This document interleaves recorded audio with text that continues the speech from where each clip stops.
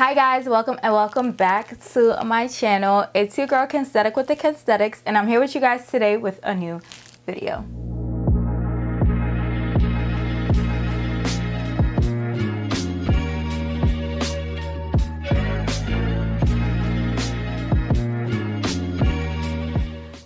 So happy Friday. We've made it through the week period, and I'm here with you guys today with a new video.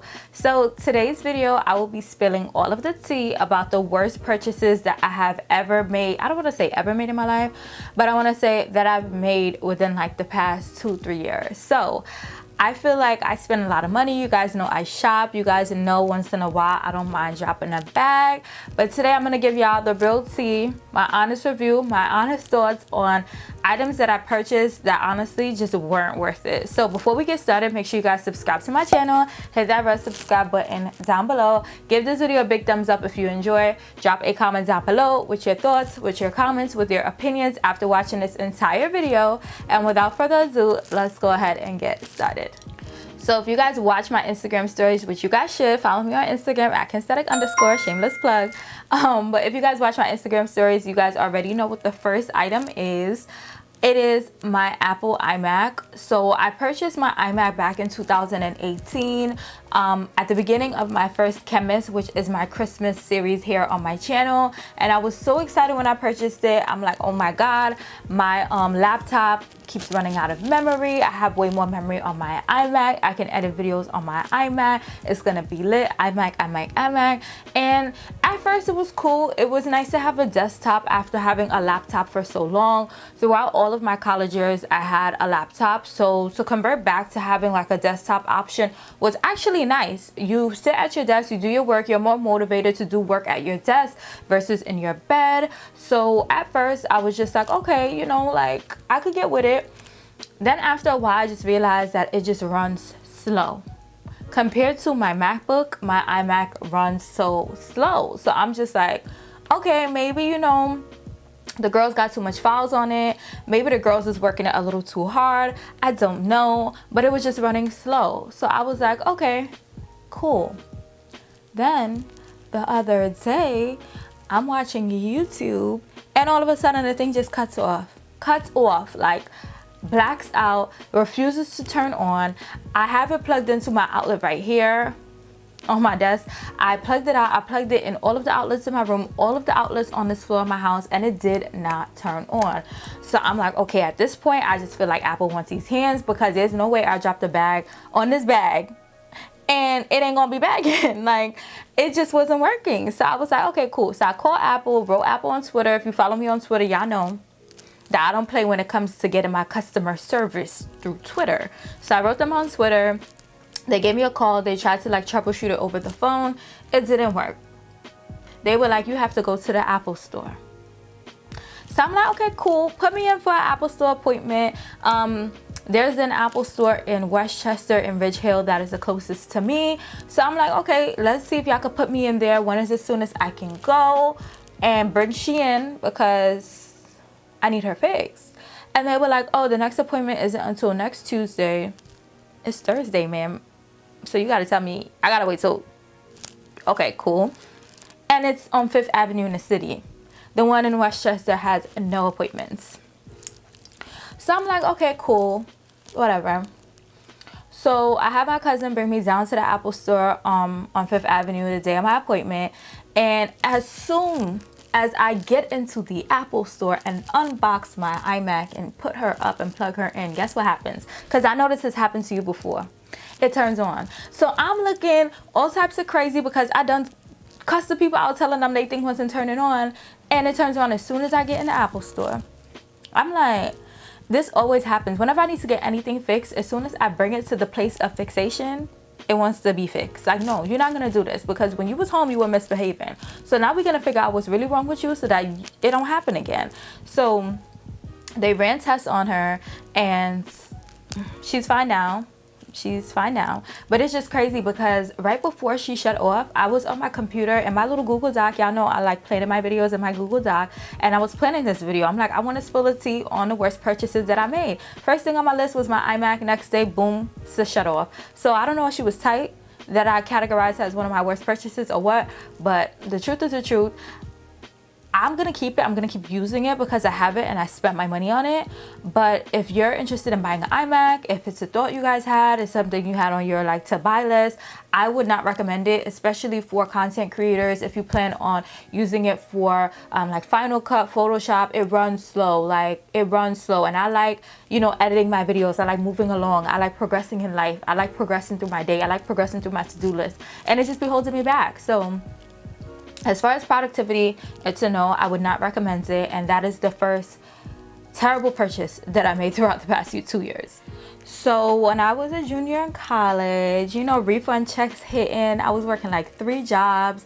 I'm like, ooh, for my birthday, I want a pair of Louboutins. Cool. So I came home for a break.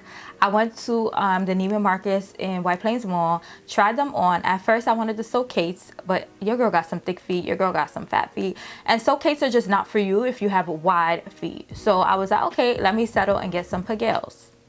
So I got a pair of Pagels. I'm like, I'm paying $600+ for the shoe. I need to be able to wear 600+ times. Y'all know me when it comes to buying designer luxury items. I'm like, if I'm buying She, I need to be able to wear her the same amount of times as I spend dollars. So it's 6 years later, about 6 years later. I probably wore them a total of 20 times, I want to say.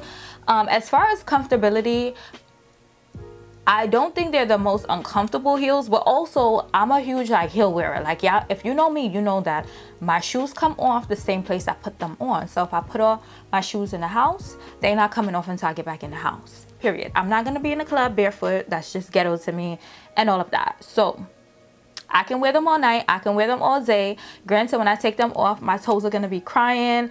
My toes are gonna be but it's not like unbearable to me. A lot of people are like, oh my god, I can't wear them anymore. Oh my god, I had to return them. To me, it wasn't that deep. But if I'm paying $600 for a shoe, then I would like them to be comfortable. So I get what people are saying, but at the same time, I feel like it was the hype that made me get it. So y'all ready?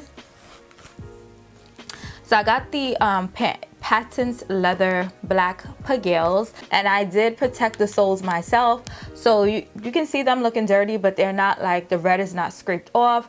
But you guys, this is the tea. Y'all see that? Like it looked like a dog chewed on my heel. Like the whole heel tap is gone. The heel is starting to disappear. So I'm just like, I paid $600 for these shoes. Granted, I can bring them to the store and I can get them fixed, which I am going to do because I did spend my money on these shoes. But I'm just like, the fact that I've worn these 20 times and this is the condition of the heel, to me, I'm just like, the math ain't math and the dollars ain't adding up. Like, this was one of my worst purchases that I made. And also, the front is like a little torn up, but that's regular for patent leather heels. So these are them. They are cute. They do, you know, add a little shabazz to the look. This was a great like first pair. They're black, so I was able to pair them with a lot of things. I was able to wear them for like work occasions, dress up occasions, holiday party occasions. I was able to, you know, wear these heels to multiple events. But this heel, I still cannot get over this. I'm like, yo, is this normal? If you have a pair of Louboutins and your heel looks like this, then comment down below and let me know. But yeah, so these were one of my worst purchases. I feel like if I get another pair of Louboutins, I need to get them on a discount. I need to get them during a sale. But as far as me spending my hard-earned money on a pair of heels that the heel's gonna look like that, it's a no. So that was also one of my worst purchases that I've made. The next worst purchase that I've made, or worst money that I've spent, is on hair products that I saw influencers raving about, and I was just convinced that it was going to give me curls popping, moisture popping, hair looking good. I thought I was going to use a product and I was going to look just like that influencer. You guys, starting and going through your natural hair journey, that is normal. But when I tell you guys that I spent so much money on natural hair products that I saw influencers use, that they swore by. So yeah, so when I started transitioning from Heat Damage Hair to natural hair, I went and I bought almost every product that was in the natural hair section of Walmart. I'm like, Shea Moisture is going to work, Curls is going to work, Mielle is going to work. And I didn't really know that not every hair product works for every hair type. So I would get it, it wouldn't work, and I would just be frustrated. I would get it, I wouldn't look like the influencer that told me to get it, so I would be frustrated. So I did spend a lot of money on that throughout the past few years of me transitioning hair, from heat damage to natural, from colored to like whatever I am now. And I just feel like, reflecting on it, I'm like, this could have been money that I could have allocated in so many different areas of my life. But I'm just sharing this, and I'm just saying that to say, if you are on a natural hair journey, if you are trying to start taking care of your natural hair, if you are trying to transition from like heat damage hair to natural hair, whatever your situation is, I would highly recommend to do your research and not to spend your money on every single hair product that you see YouTubers using, you see YouTubers promoting. Do your research, do your homework, figure out what can work for you, what ingredients work for you. Do your research, and I feel like that way you can save so much more money. The next worst purchase that I feel like I've made, and this is also going to be my last one, is skincare products that I've seen YouTubers, that I've seen people on Instagram, that I see people on Twitter raving about, and that has like, cleared their skin. In case you guys don't know, I have acne prone skin. I don't know if y'all could see it.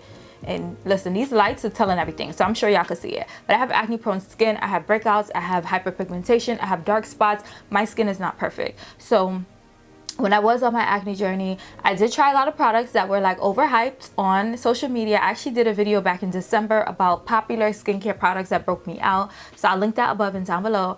But I was just like, I need to try these products. They work for so-and-so skin is so clear now. And I tried it, and I'm like, I just got a breakout from using that product. I just got, more hyperpigmentation from using that product. So you really need to learn that not every skincare product is going to work for you.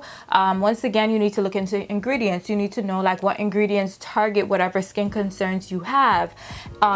Honestly, it really comes down to doing your research, knowing your skin, knowing what your skin likes, and then going from there. I'm telling y'all, do not go out there and buy every product that you see esthetician Twitter saying it's popping. You will be running up a bag, and you'll be upset that it's not working and that your skin is not as clear and so those are some of the worst purchases that I made. I hope you guys enjoyed this video. I hope this video has helped you out if you guys are interested in purchasing any of these items. And yeah, I just wanted to share it. I feel like I spend a lot of money, and I like to do reviews and let y'all know what's worth it and what's not, my honest thoughts and opinions. So I really hope you guys enjoyed this video. Before you guys head out, make sure you guys subscribe to my channel, join the family, because we doing big things over here. Y'all see this setup? Listen, honey, we're only going up from here, okay? Give this video a big thumbs up if you enjoyed. Drop a comment down below. Let me know if you guys have any of these products. Let me know if you guys plan on purchasing any of these products. Comment down below and let your girl know. If you guys have any video ideas, any video suggestions, also leave them down below so that I know. And that's it. So until my next video, which will be on Monday, I'll see you guys later.